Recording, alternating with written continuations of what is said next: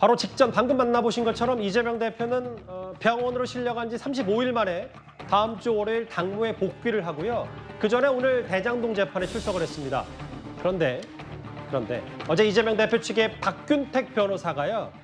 최근 재판에 넘겨진 이재명 대표의 위증교사 의혹에 대해서 이렇게 라디오 방송에 출연해서 반박을 했습니다.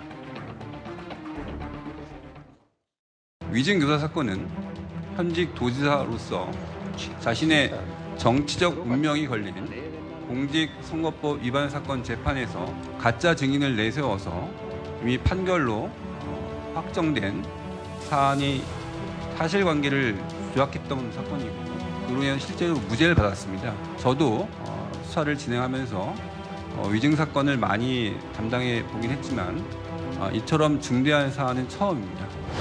저는 김모 씨가 진술한 내용이 위증이 아니라는 것이 제 판단이거든요. 제가 그 녹취록을 살펴봤는데 조사 당시에 녹취록 내용에 보면 마지막에 한 두 번에 걸쳐서 사실대로만 얘기해 주면 된다고 또 이렇게 당부하는 내용이 나오거든요. 실체에 들어가 보면 그렇지 않은 부분들이 법정에서 많이 주장이 될 것이고 또 해명이 되면은 저는 이 부분도 무죄가 나올 것이라고 믿고 있습니다. 사실 이제 잠시 뒤에도 만나보겠지만 저희 채널A가 단독으로 입수한 그 위증교사 혐의 공소장 내용도 어제 전해드렸었는데 바로 그날 이제 박균택 변호사가 위증교사 혐의 가운데 사실대로만 얘기해주면 했다는 당부를 했다. 그러니까 이제 검찰의 공소장 내용은 좀 일부 발췌가 돼서 짜깁기가 됐다는 얘기를 하는 것 같은데 무죄 나올 것이다. 정혁진 변호사께서 어떻게 들으셨어요? 2020년에 대법원 전원합의체 판결이 있었어요. 예. 그걸로 이제 이재명 대표가 무죄가 나온 거죠. 그런데 그때 우리가 다들 생각하기로는 형님 이번 건만 생각하는데 그때 혐의는 4개가 있었어요. 예. 그런데 그중에 이제 형님 이번 건만 1심 무죄, 2심 유죄, 그다음에 이제 대법원 무죄 나온 건데 나머지 3건은 다 무죄가 1, 2, 3심 다 무죄였거든요. 예. 그런데 그게 어떻게 무죄가 나올 수 있었는가? 기소가 2018년 12월 11일에 됐는데 2019년 2월 14일에 그 김모 씨가 나와가지고 위증을 한 거예요. 그러니까 자기가 그 중에 하나가 뭐였냐면 검사 사칭 거짓말이었는데 그때 김모 씨가 나와가지고 내가 이야기했던 건 다 위증이었다, 거짓말이었다. 그런데 내가 스스로 거짓말을 한 게 아니라 이재명 대표가 시켜가지고 할 수밖에 없었다. 그 다음에 또 들이댄 게 뭐가 있냐면은 녹취록 들이댄 거 아니겠습니까? 아니 행위를 한 사람이 자백하고 그 다음에 녹취록까지 증거로 제출하고 그 다음에 이 김모 씨는 위증 교사죄 자기가 불었기 때문에 그거 끝나는 게 아니고 본인 스스로가 위증죄로 처벌을 받게 되는데 그럼에도 불구하고 자백을 했는데 여기에 대한 신빙성을 의심한다라고 한 게 말이 되겠습니까? 박균택 그 검사장이 고검장까지 지냈던 사람인데 저 말을 저렇게까지 할 수가 있는 것인가? 전 어떤 생각이 드냐면요. 예. 1,000원짜리 주면서 빵 셔틀 시키는 거예요. 그래가지고 이제 제가 장현주 변호사한테 1,000원 주면서 빵 3개 사와. 거스름돈 너 다 가져. 이렇게 이야기한 것과 지금 박균택 변호사가 저런 식으로 궤변을 늘어놓은 것과 무슨 차이가 있는지 전 도저히 납득이 되지가 않습니다. 궤변이라고까지 말씀하셨는데 잠깐만요. 그럼 공소장 내용 한번 볼게요. 나에게 덮어씌우면 도움이 되는 사건이니까 이렇게 얘기해달라. 기억이 잘 안 난다. 공소장 내용을 보면 한 5번 정도 이 김모 씨가 이재명 대표에게 기억이 안 난다는 취지의 얘기를 했는데 이 대표는 변론 여지서까지 보내드릴게. 혹시 비공개 텔레그램 메시지 쓰냐라고 했고 다음 화면 볼게요. KBS 성남시가 협의가 많았다는 얘기를 해주면 도움이 될 것이다. 지원하겠다. 큰 힘이 된다. 공소장에 이런 내용이 있어요. 앞에 첫 화면을 부탁드릴게요. 그런데 이제 박균택 변호사 얘기는 사실대로만 얘기해 준다는 내용도 있으니까 무죄가 나올 것이다라고 얘기를 했어요. 유진교사. 장윤주 변호사님 물론 공소장이라는 게 검찰의 시각이 담겨 있다고 하더라도 이걸 사실대로만 얘기해 주면 된다는 말로 이해할 수 있는지 좀 어떻게 저희가 받아들이면 돼요? 사실 죄송합니다. 검찰의 녹취록을 우리가 여기 있는 분들은 다 보신 적이 없죠. 저도 당연히 포함해서 이 녹취록 전문을 보지는 못했습니다. 당연히 지금까지는 검찰의 시간으로서 수사를 하고 증거들을 검찰이 갖고 있는 것인데요. 이제 공소가 제기가 됐고 정식 재판이 시작될 것이기 때문에 그 재판부의 모든 증거를 제출하게 될 것입니다. 그 과정에서 녹취록의 전문도 공개가 될 것으로 보이는데요. 사실 박현대 변호사가 이야기하고자 하는 바는 그것 같습니다. 이 녹취록의 일부 내용만 가지고 뭐 유죄 혐의가 있다라고 심증을 굳히기는 어려운 것이고, 특히 그 녹취록에는 사실대로 얘기해주면 된다라는 얘기는 계속해서 이재명 대표 측에서 이야기했던 것처럼 위증을 교사한 게 아니라 진실대로 있었던 사실대로 이야기해달라는 부탁을 했을 뿐이라는 그런 취지의 이야기들입니다. 그런데 그런 취지의 이야기들이 그 녹취록에도 남아 있었기 때문에 아마 박 변호사님도 그 부분을 보면서 무죄가 나올 가능성도 충분히 있다라고 판단을 하는 것으로 보이는데요. 일단 이 부분은 공소장에 담긴 내용이고 검찰의 아직까진 주장일 뿐이기 때문에 재판 과정에서 검찰이 어떤 증거를 낼지, 그리고 그 증거에 대해서 변호인들이 또 어떻게 반박하는지를 보면서 이제 유죄가 나올지 무죄가 나올지를 보면 되는 것이지, 공소장의 내용만 가지고 이것은 뭐 반드시 유죄가 난다라고 예측하는 것은 저는 아직은 너무 섣부르다 생각됩니다. 뭐 저도 그 말씀엔 동의해요. 근데 공소장 보고 다 유죄라고 할 수는 없습니다만, 검찰의 시각과 어제 박균택 변호사의 말이 좀 180도 넘은 차이가 있기 때문에 분명히 검찰은 이 공소장을 그 녹취가 됐다는, 녹음이 됐다는 그 녹음 파일에 근거해서 공소장을 썼을 테고, 있는 그대로 말하게 주겠다라는 이재명 대표 얘기와는 좀 큰 차이가 있습니다. 그리고 이재명 대표 측 박균택 변호사는 또 다른 혐의죠. 백현동 의혹과 관련해서는 이런 말을 했습니다. 직접 한번 들어보겠습니다.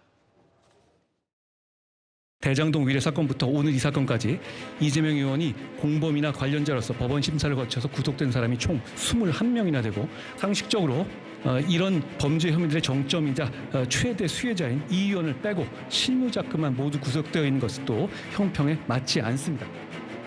무지 가까운 사이였던 것처럼 검찰은 얘기를 하지만 막상 이재명 대표는 그걸 부인을 하고 있거든요. 사람이 허풍이 심하고 자기가 성남시 일을 다 치려고 다니는 것처럼 이렇게 뻥을 그렇게 많이 치고 다녔기 본인이 때문에. 이재명 당시 시장과 전혀 없는 것이죠. 그렇죠. 성남시 안에 공무원과 전혀 관계가 없는 것이죠. 맞습니다. 성남시 공무원들과의 어떤 관계가 있었는지는 모르겠지만 그것이 이재명 시장과의 관계는 아니라는 것입니다. 아니다. 네. 밑에서 나쁜 일이 그럼 이 있었다고 해서 사람들이- 윗사람에게 아니, 모든 책임이 돌아올 수 그러니까 있는 이 것이죠. 사람들이 백현동 의혹 관련해서 좀 의미심장한 얘기를 했어요. 일단은 김용, 정진상, 이화영 이 세 사람의 지금 사법 처리 여부는 이렇게 좀 정리가 돼 있는데, 사실은 대장동과 뭐 백현동 직간접적으로 대북송금 의혹까지 일단 측근선에서 검찰 수사가 거기서 좀 끝난 상태인데, 박균택 변호사 얘기는 백현동도 그렇고 밑에서 나쁜 일이 있었다고 윗사람에게 모든 책임이 돌아올 수는 없는 것이다라고 표현을 했어요. 이현정 의원 어떻게 좀 받아들이셨어요? 네, 좀 전에 있었던 위중교사와 잠깐 언급해 드리면, 당시에 이제 텔레그램으로 보냈잖아요. 이렇게 진술해 달라고.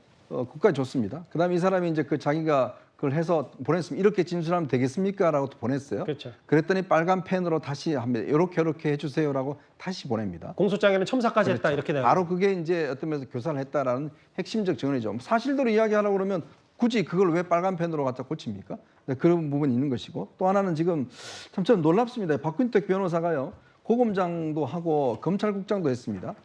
높은 지위를 주는 이유가 뭐겠습니까? 그게 뭐냐면 이 아랫사람들에 대해서 지휘 감독하는 겁니다. 지휘 감독 권한을 주면서 권한을 줘요. 또 권한과 함께 책임을 져야 됩니다. 그래서 우리가 회사에 사장이 있고 부사장이 있고 지금 여기 보면 고검장 다 주는 이유가 그겁니다. 책임지기 싫으면 윗사람이 못 하거든요.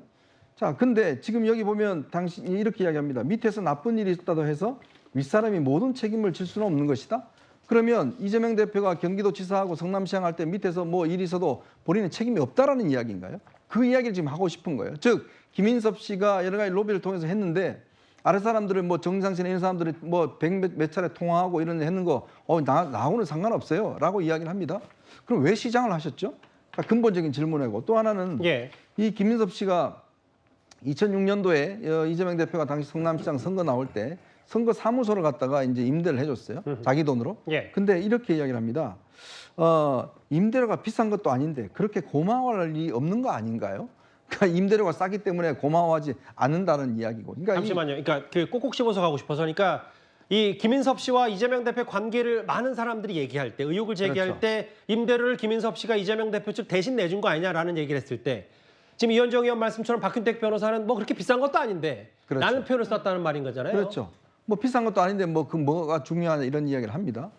그러니까 보면 이재명 대표는 항상 그런 식이에요. 김문기 당시 처장에 대해서 모른다라고 이야기를 했습니다. 유동규 씨가 뭔가 진술하니까 그다음 모른다라고 이야기를 하고 있어요. 나 측근이 아니다라고 이야기를 합니다. 이화영 부지사도 마찬가지죠. 그 부지사 자기가 그냥 독단적으로 2천억이나 되는 10만 톤, 즉 북한에 쌀 주는 거가 10만 톤이지 않습니까? 2천억입니다. 그거는 그냥 부지사가 그냥 자기가 알아서 결제한 것이다 이야기를 하는데, 아니 경기도지사가 얼마나 그 하길래 2천억짜리가 북한에 들어가는 쌀을 부지사가 전결한다고요? 그게 있을 수 있는 일입니까? 그게 그냥 우리가 이야기하는 주민등록증이나 그다음에 이 운전면허증에 거기에 경찰청장 도장 찍은 거와 똑같다 이렇게 이야기를 하고 있어요. 이분 고검장, 검찰국장 한 분 맞습니까? 아무리 변론을 하더라도 좀 설득력 있게 변호를 해야 되는데 이렇게 저는 정말 앞뒤가 안 맞는 변론을 이야기를 하는 거, 오히려 이거는 이재명 대표한테 저는 불리하게 작용할 것 같습니다. 반론도 좀 들어봐야 될 것 같은데요. 사실 박균택 변호사가 이야기하는 지점은 바로 형사법적 책임을 이야기한다라고 봐야겠습니다. 예. 정치적인 책임과 법률적인 책임을 명백히 구별을 해야 될 것 같은데요. 특히나 형사법정에서 논하는 형사법적, 그러니까 형사법률상의 책임은 전혀 다른 것으로 봐야 될 것 같습니다. 만약에 어떤 지방자치단체장 밑에 공무원들이 많이 있을 텐데 그 공무원이 뇌물죄로 처벌을 받았다라고 해서 바로 그 지자체 단체장이 뇌물죄로 같이 처벌을 받는 것은 아니겠죠. 형사법적 책임은 구별돼 있으니까요. 예. 다만 정치적으로 그 과연 지자체 단체장으로서 뭐 관리 감독 책임이라든지 뭐 정무적인 책임을 어떤 것이냐라는 부분에 대해서는 뭐 국민들께 그 책임을 묻게 될 수는 있겠지만 형사 법정에서 논하는 것은 개개인의 형사 법률적인 책임인 것입니다. 그렇기 때문에 박 변호사는 결국 밑에서 나쁜 일이 있었다 하더라도 이재명 당시 도지사 또는 이재명 성남시장이 그 당시에 형사 법률적으로 이 부분에 대해서 알고 있었는지 또는 그 방조를 했었는지 이런 부분에 대한 명백한 입증이 없다면 결코 유죄가 될 수 없다는 그런 법률적인 변론